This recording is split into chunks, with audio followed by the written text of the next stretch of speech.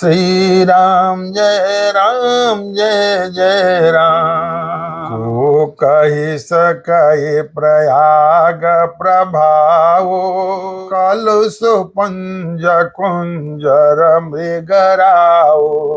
असी तीरथपति देखी सुहावा, सुख सागर रघुबर सुख पावा। आकाशे अलखा नहीं सकहीं सुनाई, श्री मुख तीरथ राज बड़ाई। करी प्रणाम दे खत बन बागा, कहता महातमयति अनुरागा। यही विधि आई बिलो की बनी, अरे सुमिरत सकल सुमंगल देनी। अमुदित नहाय किन्न शिव सेवा, अपूजी जथा विधि तीरथ देवा। तब प्रभु भरद्वाज पैयाए, करत दंडवत मुनि उरलाए। मुनि मन मोदन कुछ कही जाई, ब्रह्मानंद सरिस जनु पाई। दिन आशीष मुनि सौर अति आनंद यश जान, लोचन गोचर सुकृत फल मनऊ के विधियां। पापों के समूह रूपी हाथी को मारने के लिए सिंह रूप प्रयागराज का प्रभाव महत्व कह सकता है।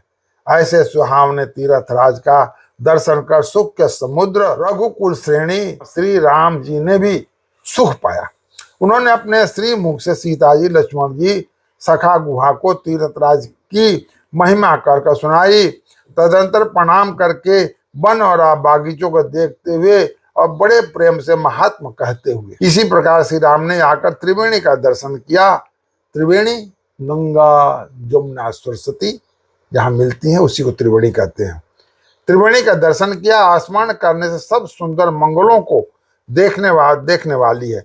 फिर आनंद पूर्वक श्रेणी में स्नान करके शिव जी की सेवा की, मतलब शिव जी की पूजा की और विधि पूर्वक तीर्थ देवताओं का पूजन किया। स्नान पूजा आदि सब करके तब प्रभु श्री राम जी भारद्वाज जी के पास आए। उन्होंने दंडवत करते हुए ही मुनि के हृदय से लगा लिया। मुनि के मन का आनंद कुछ कहा नहीं जाता, मानो उन्हें ब्रह्मानंद की राशि मिल गई। भगवान ने भारद्वाज ऋषि को अपने गले से लगा लिया। भारद्वाज ऋषि को ऐसा लगा जैसे परमात्मा मेरे से खुद मिल रहे हैं।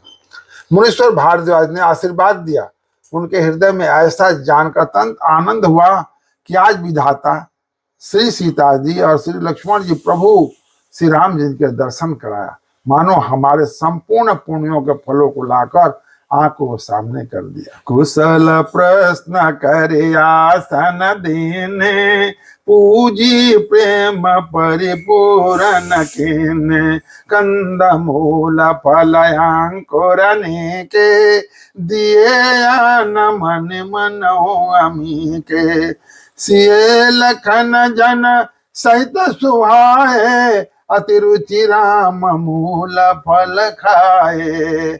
भय विगत श्रम राम सुखारे, भारद्वाज मृदु वचन उचारे। आज सुफल तपो तीरथ त्यागो, आज सुफल जप जोग विरागो। अर सफल सकल शुभ साधन साजो, राम तुम ही अवलोकत आजो। लाभ अवधि सुख अवधि न दूजी, तुम्हारे दरस आस सब पूजी। अब करी कृपा देहु बरए हो, निज पद सरसि जस जसने हो। कर्मा वचन मम छाड़ी चलो, जब लग जनन तुम्हार। तब लगे सुख सपने हो नहीं, किए कोटि उपचार। कुशल पूछकर मुनिराज ने उनको आसन दिए और प्रेम सहित पूजन करके उन्हें संतुष्ट कर दिए और मानो अमृत के ही बने हो। ऐसे अच्छे अच्छे कंद मूल फल और अंकुर ला कर दिया। सीता जी, लक्ष्मण जी और सेवक गुहा सहित श्री रामचंद्र ने उस सुंदर मूल फलों को बड़ी रुचि के साथ खाया। थकावट दूर होने से श्री रामचंद्र जी सुखी हो गए। तब भारद्वाज ने उनसे कोमल वचन कहे, हे राम, आपका दर्शन करते ही आज मेरा तप, तीर्थ, सेवन और त्याग सफल हो गया। आज मेरा जप, योग और वैराग्य सफल हो गया और आज मैं संपूर्ण शुभ साधनों का समुदाय भी सफल हो गया। लाभ की सीमा और सुख की सीमा प्रभु के दर्शन को छोड़कर दूसरा कुछ भी नहीं है। आपके दर्शन से मेरी सब आशाएं पूर्ण हो गई। अब कृपा करके यह वरदान दीजिए कि आपके चरण कमलों में मेरा स्वाभाविक प्रेम। जब तक कर्म, वचन और मन से छल छोड़कर मनुष्य आपका दास नहीं हो जाता, तब तक करोड़ों उपाय करने से भी स्वप्न में भी वह सुख नहीं पाता। सुन मोने बचन राम सकुचाने, भाव भगति आनंद गाने। तब रघुबर मुनि सुजस सुहावा, कोटि बाती कही सबहि सुनावा। सो बड़ सो सब गुणगान गेहू, अजय मुनि तुम आदर देहु। मुनि रघुवीर परस पर नवहि, बचनय गोचर सुख अनुभवहि। यशुधि पाई प्रयाग निवासी, बटुतापस मुनि सिद्ध उदासी। भारद्वाजया श्रम सब आए, देखन दर्शन सुन सुहाए। राम प्रणाम किन्न सब काहू, मुदित भय लहि लोयन लाहू। देहि आशीष परम सुख पाई, फिरे सराहत सुंदरताई। राम बिन मनसी, प्रात प्रयाग नहाय। चले सहित सिय लखन जना, मुदित मुनि सिरनाय। भगवान श्री रामचंद्र जी की लीला दृष्टि से सकुचा गए। तब अपने ऐश्वर्य को छिपाते हुए श्री रामचंद्र जी ने भारद्वाज मुनि को सुंदर सुयश करोड़ अनेकों प्रकार से कहकर सबको सुनाया। उन्होंने कहा, हे मुनीश्वर, जिसको आप आदर दे वही बड़ा है, वही सब गुणों का घर है। इस प्रकार श्री राम जी और मुनि भारद्वाज जी दोनों परस्पर विनम्र हो रहे हैं और अनिवार्चनीय सुख का अनुभव कर रहे हैं। यह श्री राम, लक्ष्मण, सीता जी के आने की खबर पाकर प्रयाग निवासी ब्रह्मचारी, तपस्वी, मुनि, सिद्धि और उदासी सब श्री दशरथ जी के सुंदर पुत्रों को देखने के लिए भारद्वाज जी के आश्रम पर आए। श्री रामचंद्र जी ने सब किसी को प्रणाम किया। नेत्रों का लाभ पाकर सब आनंदित हो गए और परम सुख पाकर आशीर्वाद देने लगे। श्री राम जी के सौंदर्य की सराहना करते हुए वे लौट गए प्रयागराज के निवासी। श्री राम जी ने रात को वहीं विश्राम किया और प्रातःकाल प्रयागराज का स्नान करके और प्रसन्नता के साथ मुनि को सिर नवाकर श्री सीता जी, लक्ष्मण और सेवक गुहा के सामने चले। राम स प्रेम कहो मुनि पाही, नाथ काई हम कही मग जाही। मुनि मन बिहसी राम सन काई, असुगम सकल मग तुम कहई। साथ लाग मुनि शिष्य बुलाए, सुनि मन मुदित 50 कयाए। सबनी राम पर प्रेमय पारा, सकल काई मगु दिखे हमारा। मुनि बट चारि संगत बदीन, जन बहु जन्म सुकृत सब किन्हे। करि प्रणाम ऋषि आयुष पाई, प्रमुदित हृदय चले रघुराई। कि ग्राम निकट जब निकसाई जाई, देखहि दरस नारी नरदाई। हो सनाथ जन्म फल पाई, फिरहि दुखित मन संग पठाई पठाई। विदा किए बट विनय करी, फिरे पाई मन काम।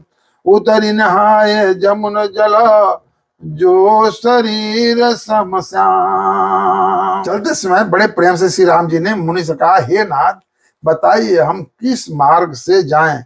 मुनि मन में हंसकर श्री राम जी कहते हैं, आपके लिए सभी मार्ग सुगम है। फिर उनके साथ के लिए मुनि ने शिष्यों को बुलाया।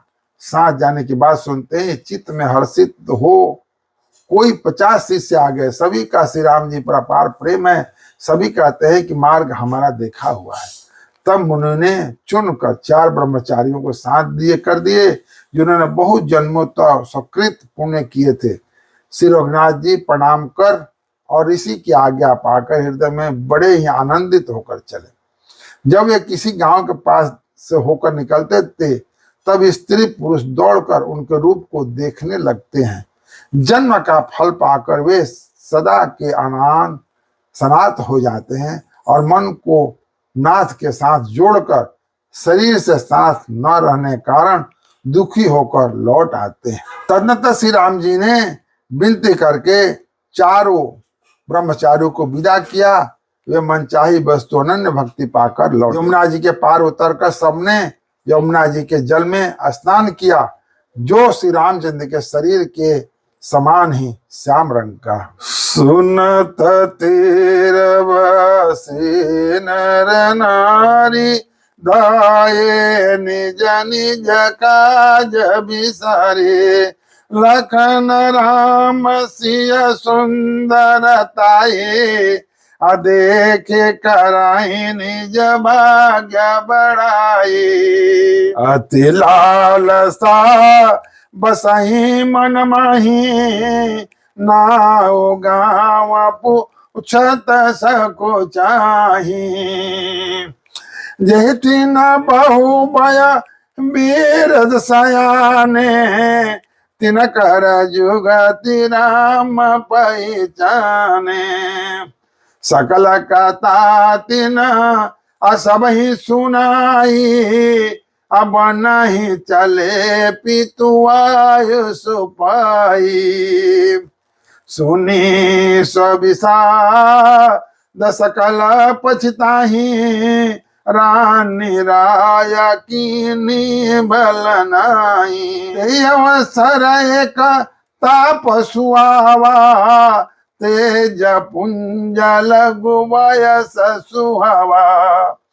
कभी अलख गति बेस विरागी, मन क्रम बचन राम अनुरागी। सजल नयन तन पुलक निज, इष्ट देव पहचान।